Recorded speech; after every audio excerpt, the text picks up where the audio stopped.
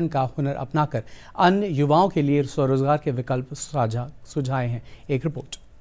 उन्होंने बायोफ्लॉक विधि से मछली पालन का हुनर सीखा और इससे अच्छी आमदनी कर रहे हैं।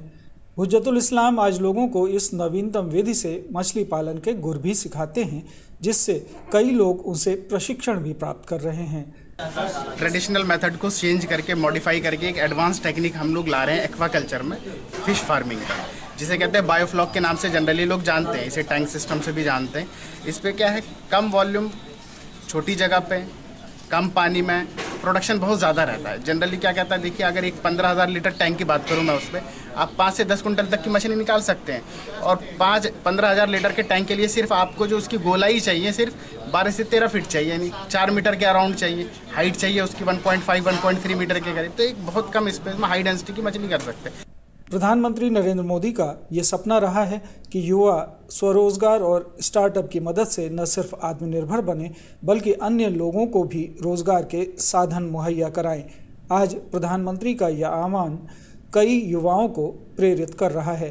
आपका काम आसान करने के लिए देश ने किस तरह काम किया है।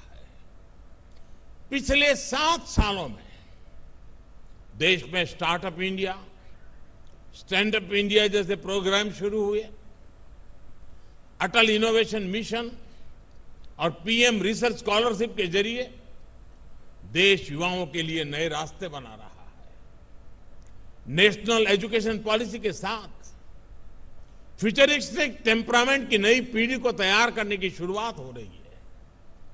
ईज ऑफ डूइंग बिजनेस को सुधारा गया, पॉलिसी ब्लॉकेज दूर किए गए।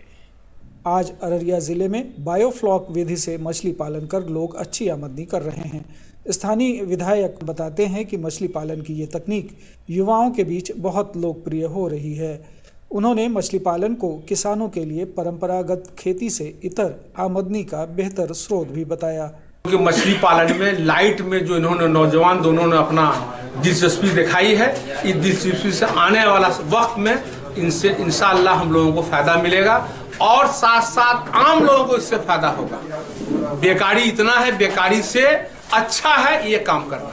और लागत अगर मैं इसकी बात करूं कि अगर 100 रुपये किसी ने लगाया तो फर्स्ट हार्वेस्टिंग में, यानी 6 महीने से 8 महीने का साइकिल तय करते हैं हम, और 6 महीने में लगभग उसका 110 रुपये आ जाएगा। यानी जो 100 रुपये लगाया उन्होंने वो तो निकला ही, 10 रुपये एक्स्ट्रा आया।